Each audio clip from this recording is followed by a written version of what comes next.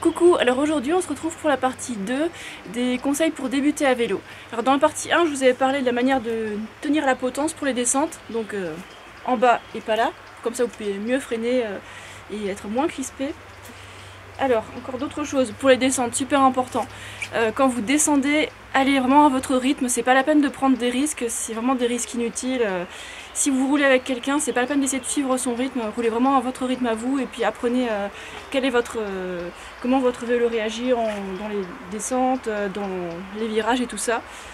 Et le gars le plus rapide du Road for Bikes Festival, il a eu un accident parce qu'il a voulu aller trop vite dans les descentes, il a voulu faire un record et boum, il s'est retrouvé tout éraflé, bon voilà. Donc prenez pas de risques dans les descentes, faites gaffe. Soyez attentifs à tout moment, surtout dans les descentes, parce que c'est pas le moment de commencer à regarder en l'air, de penser aux petits oiseaux et tout ça. Non, vous vous concentrez sur la route et vous regardez pas autre chose, vous pensez pas à autre chose. Parce qu'en fait on atteint des vitesses où ça peut être dangereux d'avoir un accident, voilà. Et concernant la vitesse et les crispations des mains, quand la route est bien droite, bien lisse et qu'elle descend et qu'elle est vraiment sûre, là vous pouvez un peu apprendre à lâcher les freins, ça vous permettra de décrisper ces pauvres petits doigts.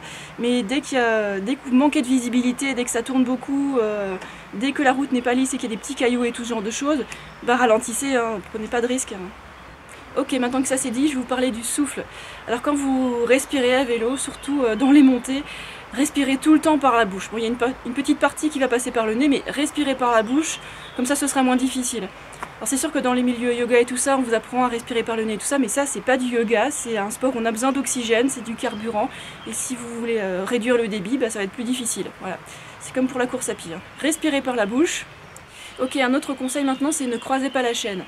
Elle doit rester droite et si vous commencez à la tordre comme ça va pas trop aller. Si vous voyez pas trop ce que je veux dire, regardez votre chaîne depuis le dessus et puis si elle est tordue, c'est pas bon quoi. Voilà.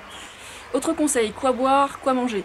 Alors moi je suis assez pour faire du vélo avec l'estomac vide, mais en buvant de l'eau et du sucre avec pour les grandes sorties. Alors si vous faites une petite sortie, juste un bidon d'eau ça va suffire, mais si vous commencez à faire des moyennes et grosses sorties, je vous conseille de soit boire du jus de fruits, ou alors boire de l'eau avec du sucre roux, du sirop d'érable, enfin bref, un truc sucrant bien.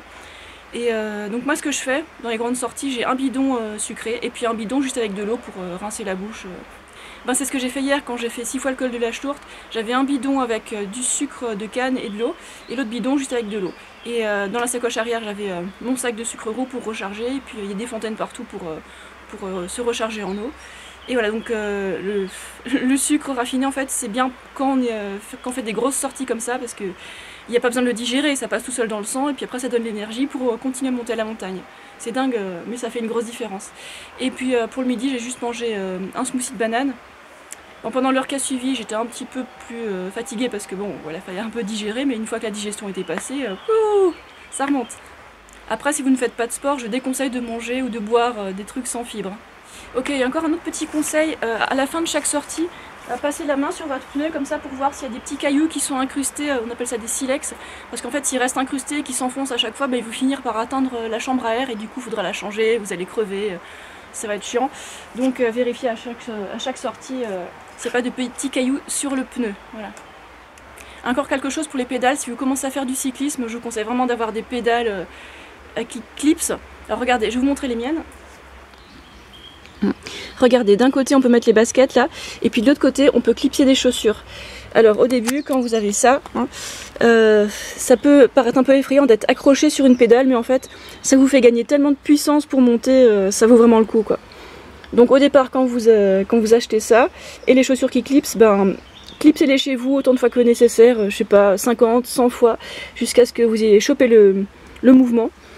Alors je sais pas comment vous montrer, mais en fait en gros on fait clac pour déclipser, et pour clipser on fait clac, voilà.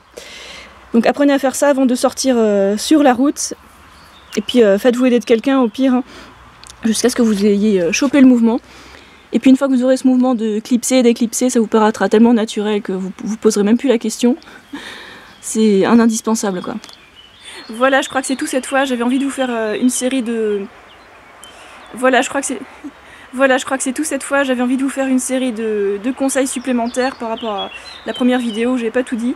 Et j'espère que ça va vous aider. Puis si vous avez encore des questions auxquelles je peux répondre, parce que gardez à l'esprit que je fais du vélo que depuis un an, Mais voilà, je voulais vous partager les trucs que j'ai appris, les trucs les plus importants, et voilà, j'espère que ça vous aidera. Et je vous dis à très bientôt. Bye!